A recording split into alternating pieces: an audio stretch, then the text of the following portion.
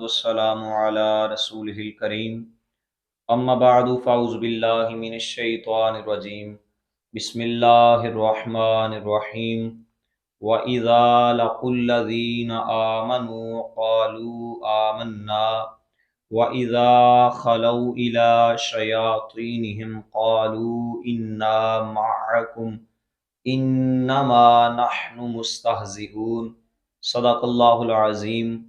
سامعین و ناظرین، اللہ تبارک و تعالیٰ نے لا ریب کتاب کے اندر ارشاد فرمایا کہ ترجمہ جب یہ ایمان والوں سے ملتے ہیں تو کہتے ہیں ہم ایمان لا چکے ہیں، اور جب اپنے شیطانوں کے پاس تنہائی میں جاتے ہیں تو کہتے ہیں ہم تمہارے ساتھ ہیں، ہم تو صرف ہنسی مذاق کرتے ہیں۔ منافقین کا مسلمانوں کو بے وقوف کہنا اور کفار سے اظہار یکجہتی کرنا اپنی نجی محفلوں میں تھا، جبکہ مسلمانوں سے تو وہ یہی چاہتے تھے کہ ہم مخلص مومن ہیں۔ اسی طرح آج کل کے گمراہ لوگ مسلمانوں سے اپنے فاسد خیالات کو چھپاتے ہیں، مگر اللہ تعالیٰ ان کی کتابوں اور تحریروں سے ان کے راز فاش کر دیتا ہے۔ بے دینوں کی فریب کاریوں سے ہوشیار رہا جائے۔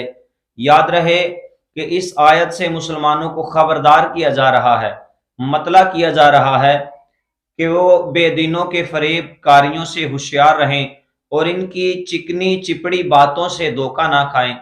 ایک مقام پہ اللہ تعالیٰ نے ارشاد فرمایا یا ایھا الذین آمنوا لا تتخذوا بطانة من دونکم لا یعلونکم خبالا ودوا ما عنتم قد بدت البغضاء من افواہہم وما تخفی صدورہم اکبر قد بینا لکم الآیات ان کنتم تعقلون۔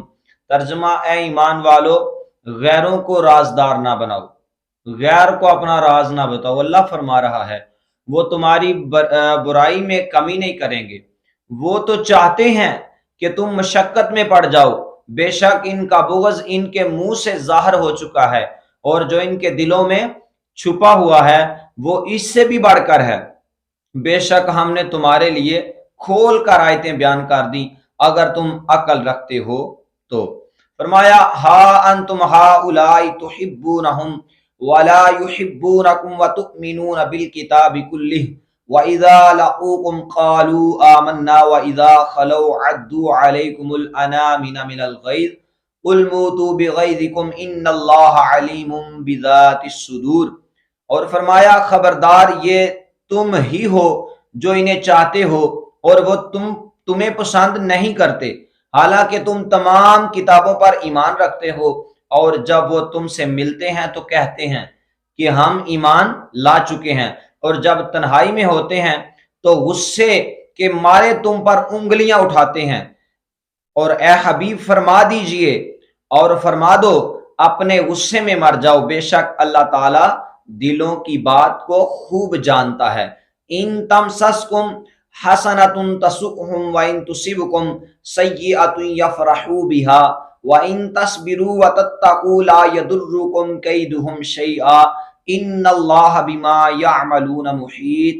فرمایا کہ اگر تمہیں کوئی بلائی پہنچے، بے شک اللہ تعالیٰ خوب دلوں کی جانتا ہے، اور اگر تمہیں کوئی بلائی پہنچے تو انہیں برا لگتا ہے، اور اگر تمہیں کوئی برائی پہنچے تو اس پر خوش ہوتے ہیں، اور اگر تم صبر اور تقوی اختیار کرو تو ان کا مکر و فریب تمہارا کچھ نہیں بگاڑ سکتا، اور بے شک اللہ ان کے تمام کاموں کو گھیرے میں لیے ہوئے ہے۔ اور رسول پاک علیہ تحیۃ والثناء نے ارشاد فرمایا ایاکم و ایاہم لا یضلونکم ولا یفتنونکم۔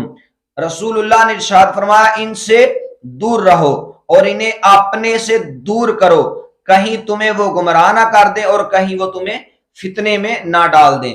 اعلیٰ حضرت امام احمد رضا خان رحمۃ اللہ تعالی علیہ فرماتے ہیں مسلمان کا ایمان ہے کہ وہ اللہ اور رسول صلی اللہ علیہ وآلہ وسلم سے زیادہ کوئی ہماری بھلائی چاہنے والا نہیں، اور اللہ اور رسول جل جلالہ و صلی اللہ علیہ وآلہ وسلم جس بات کی طرف بلائیں یقیناً ہمارے دونوں جہانوں کا اس میں بلا ہے۔ اور جس بات سے منع فرمائے بے شک سراسر ضرور بلا ہے۔ مسلمان صورت میں ظاہر ہو کر جو ان کے حکم کے خلاف کی طرف بلائے، یقین جان لو کہ یہ ڈاکو ہے۔ ان کی تعویلوں پر ہرگز کان نہ رکھو۔ جو جماعت سے باہر نکال کر کسی کو لے جانا چاہتا ہے، ضرور چکنی چکنی باتیں کرتے ہیں، میٹھی میٹھی باتیں، اور جب یہ دھوکے میں آیا اور ساتھ ہو لیا تو گردن مار ڈالے گا، مال لوٹے گا۔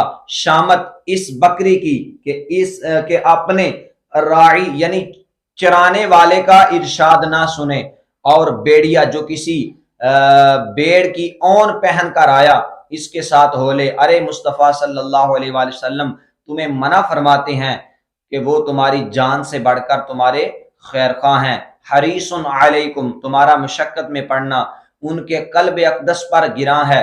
عزیز علیہ ما عنتم، واللہ وہ تم پر اس سے بھی زیادہ مہربان ہے جیسے چہیتی ماں اکلوتے بیٹے پر۔ بالمؤمنین رؤوف الرحیم، ارے ان کی سنو، ان کا دامن تھام لو، ان کے قدموں سے لپٹ جاؤ۔ وَإِذَا خَلَوْا إِلَىٰ شَيَاطِینِهِمْ، اور جب اپنے شیطانوں کے پاس تنہائی میں جاتے ہیں۔ یہاں شیاطین سے کفار کے وہ سردار مراد ہیں جو دوسرے لوگوں کو گمراہ کرنے میں مصروف رہتے تھے۔ منافق جب ان سے ملتے تو کہتے کہ ہم تمہارے ساتھ ہیں، اور مسلمانوں سے ملنا محض استہزاء کے طور پر ہے، اور ہم ان سے اس لیے ملتے ہیں تاکہ ان کے راز معلوم ہوں۔ یہ منافق کہہ رہے ہیں، اور ان میں فساد انگیزی کے مواقع ملیں۔ اس سے معلوم ہوا کہ جس طرح جنات میں شیاطین ہوتے ہیں اسی طرح انسانوں میں بھی شیاطین ہوتے ہیں۔ انما نحن مستہزئون، ہم تو صرف ہنسی مذاق کرتے ہیں۔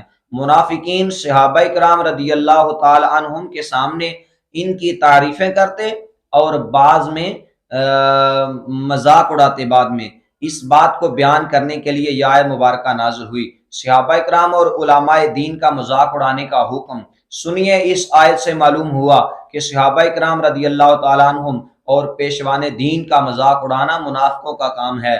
آج کل بھی ایسے لوگوں کی کمی نہیں جو اپنی مجلسوں اور مخصوص لوگوں میں علماء و صلحاء اور دینداروں کا مذاق اڑاتے ہیں اور ان پر بہت ساری باتیں کرتے ہیں۔ جب ان کے سامنے آتے ہیں تو منافقت سے بھرپور ہو کر خوشامد اور چاپلوسی کرتے ہیں اور تعریفوں کے پل باندھتے ہیں۔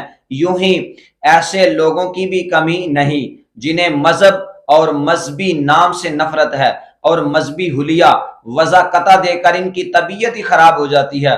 اللہ تعالیٰ ان لوگوں کو ہدایت عطا فرمائے۔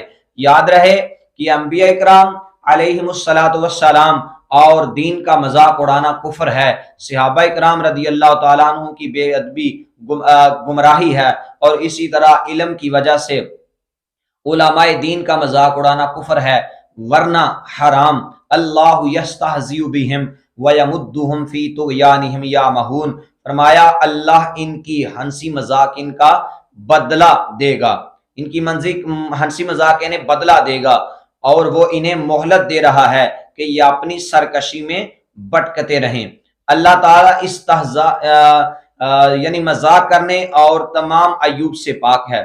یہاں جو اللہ کی طرف سے استہزاء کی نسبت ہے، اس سے مراد منافقین کے مذاق کا بدلہ ہے، اور بدلے کے وقت عربی اور اردو میں اسی طرح کا لفظ دہرایا جاتا ہے جیسے کہا جائے کہ برائی کا بدلہ برائی ہی ہوتا ہے، حالانکہ برائی کا بدلہ تو عدل و انصاف اور آدمی کا حق ہے۔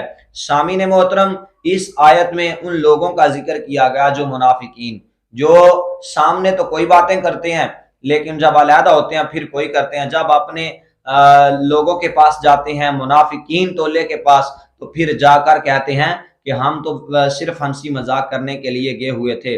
اس لیے کہ میرے محترم کوشش کیا کریں کہ جب بھی بندے کے سامنے جو بندہ اوپر سے منہ سے بات کرے وہی اس کے دل میں ہو، اور اللہ تعالیٰ ارشاد فرماتا ہے اولئک الذین اشتروا الضلالۃ بالہدی فما ربحت تجارتہم وما کانوا مہتدین، یہی وہ لوگ ہیں جنہوں نے ہدایت کے بدلے گمراہی خرید لی تو ان کی تجارت نے کوئی نفع نہ دیا، اور یہ لوگ راہ ہی نہیں جانتے۔ ہدایت کے بدلے گمراہی خریدنا یعنی ایمان کے بجائے کفر اختیار کرنا نہایت خسارے اور گھاٹے کا سودا ہے۔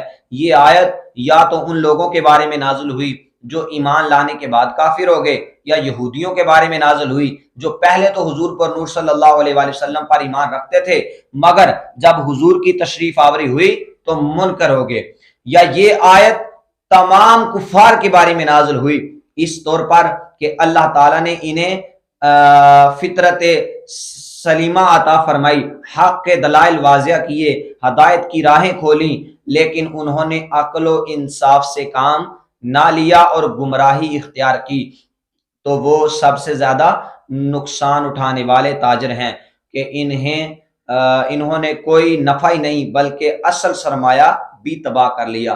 یہ ان لوگوں کے بارے میں ہے جو ایمان کی بجائے کفر کو اختیار کر لیتے ہیں۔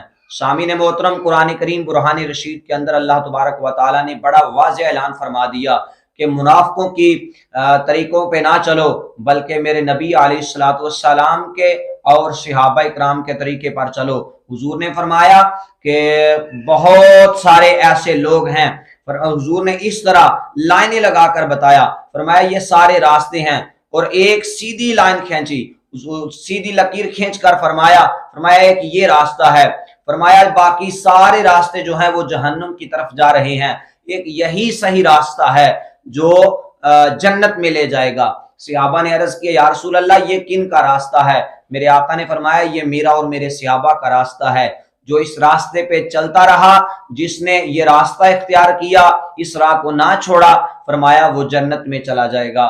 دعا ہے کہ اللہ تعالی ہم سب کو سمجھنے کا فہم عطا فرمائے۔ وآخر دعوایا ان الحمد